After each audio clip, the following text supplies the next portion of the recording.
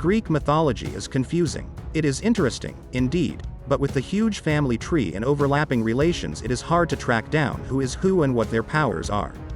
To summarize the whole family tree, we can say that ancient Greek deities can be divided into 3 generations: the primordial gods, the Titans, and the Olympians. The primordial gods and goddesses were said to be born out of chaos, and the other generations, of course, were their offspring. Female Greek goddesses are an essential part of Greek mythology, keeping in mind that they were responsible for giving birth to the succeeding generations and, undoubtedly, their surprising powers. The majority of Greek mythology we know about today is based upon ancient texts and literature. In most of them, these goddesses played major roles and dominated both the mortals and the immortals. Just like the Olympian gods, most of the ancient Greek goddesses resided in the realms of the heavens above Mount Olympus, though there were quite a few exceptions too. Goddesses had special powers and could control specific aspects of life.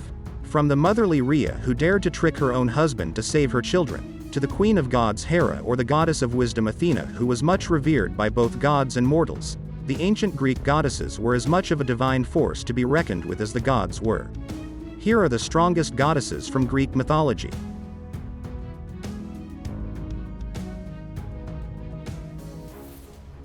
Uranus and the goddess Gaia spawned the 3 Cyclops and the 3 Hecatonchires. As Uranus was able to predict the future, he feared the power of these sons, who would become powerful, and locked them up again in Gaia's womb. She, who moaned with atrocious pains without being able to give birth, cried out for the favor of her titanic children and asked for help to free her brothers and take revenge on her father. Of the 12 brothers, however, only Kronos accepted the conspiracy. Gaia then removed the steel from his chest and, with the help of Nyx, made the toothed sickle out of it. She gave it to Kronos and hid it, so that when her father came at night, he would not notice her presence.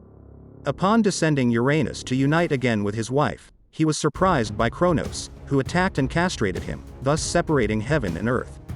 Because she is the mother goddess and representation of our planet, there is no doubt that Gaia is a very powerful goddess.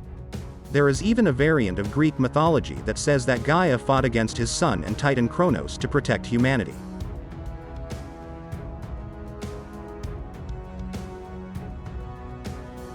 Nyx is the patron of witches and is the goddess of secrets and night mysteries, queen of night stars. Nyx is worshipped by witches, who believed that she gives the land fertility to sprout enchanted herbs. It was also believed that Nyx has complete control over life and death, both for men and for gods. Homer refers to Nyx with the epithet, the tamer of men and gods, demonstrating how other gods respected and feared this most powerful deity. Nyx, like Hades, has a hood that makes it invisible to everyone, thus watching the universe without being noticed. Nyx was extremely respected in antiquity and both mortals and gods were afraid of her. Nyx was a spontaneous goddess, so she is one of the oldest primordial goddesses in Greek mythology.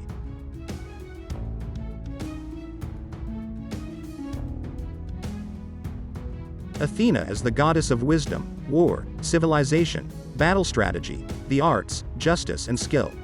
One of the main deities of the Greek pantheon and one of the 12 Olympic gods, Athena was worshipped throughout ancient Greece and throughout its area of influence, from the Greek colonies of Asia Minor to those of the Iberian Peninsula and North Africa. Her presence is attested even near India. That is why her worship took many forms, in addition to her figure being syncretized with several other deities from the regions around the Mediterranean, expanding the variety of forms of worship. Her birth was far from ordinary given that her mother did not, technically speaking, give birth to her. Her mother was Métis, who was swallowed by Zeus while she was pregnant because of a prophecy that the child Métis was going to bear would become the lord of the heavens. But when it was time for Athena to be born, Zeus began to complain of a massive headache. Athena then sprang from his head fully grown and dressed in armor. Athena was known for her ferocity in battle, but unlike Ares, she never displayed hot-headedness and always believed in fighting for justice and righteousness. She only took part in wars that were fought in self-defense. She was the divine personification of reasoning, wisdom, and knowledge. No wonder she was Zeus' favorite child and was even allowed to use his powerful thunderbolt whenever the need arose. The sheer scale of influence she had over the mortal world is evident from the fact that the city of Athens took its name after her.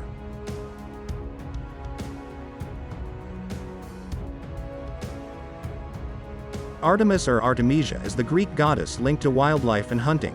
Later, it also became associated with the moon and magic. She was the daughter of Zeus and Leto, and Apollo's twin sister. Roman equivalent of hers was Diana. Homer says as Artemis Agroterra, Artemis of the wild lands, lady of the animals. The Akkadians believed that Artemis was the daughter of Demeter, goddess of agriculture.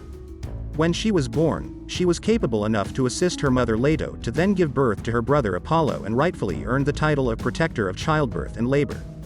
Having seen all the hardships that her mother had to go through for having mothered the loved children of Zeus, she vowed to practice eternal chastity for all her life and remained a virgin forever. For this reason, she was called the goddess of virginity, a rather neat trick for she was also the goddess of childbirth. She never gave in to the advances of other gods and mortals, but it is said she eventually fell for her hunting companion Orion, who was accidentally killed by Artemis herself or by Gaia. Artemis is a goddess of the moon, of hunting, of wild animals, of the wilderness, childbirth and virginity, and protector of girls in the ancient Greek religion. She was described as the best hunter among gods and mortals. Bow and arrows are her constant companions. The deer, the bear and the cypress were consecrated to him.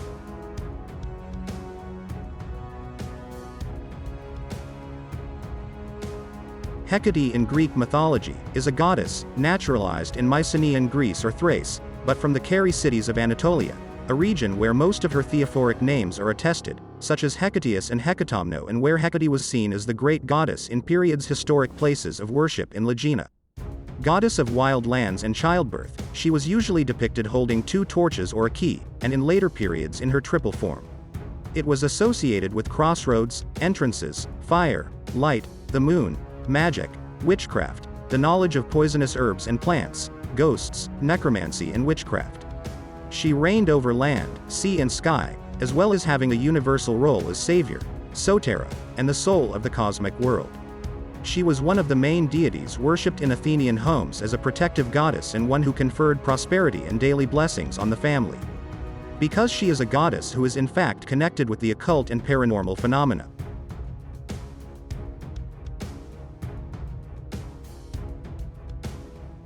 Rhea is a goddess associated with motherhood and fertility. Rhea's name implies ease and flow that is akin to the eternal flow of generations and time. She is married to Cronus, the Titan god of time, and they became the god and goddess of the heavens. A popular deity in the age of the Titans, Rhea was the wife of Cronos, another Titan who dethroned his father Uranus to become the new ruler, effectively making Rhea queen. She was a child of Uranus and Gaia. She was not that popular across ancient Greek but was worshipped by many in Arcadia and Crete, the birthplace of Zeus. Rhea is known to have given birth to the first generation of Olympian gods, Hestia, Hades, Poseidon, Hera, and Zeus. For this reason, she is often called the Mother of Gods, a title far more deserving than her predecessor goddesses like Gaia and Cybele. She is described as a goddess wearing a turret crown and accompanied by lions on either side of her throne. She further reinforced this title when she gathered the much-needed courage to trick her own husband Cronos in order to save her children. In his utter paranoia that his children might dethrone him, Cronos would gobble up every single newborn. In an effort to put a stop to this lunacy, Rhea gave him a stone to swallow instead of Zeus when he was born. Cronos ended up throwing up all the children he had swallowed, and thus Rhea was able to revive the first of the Olympian gods.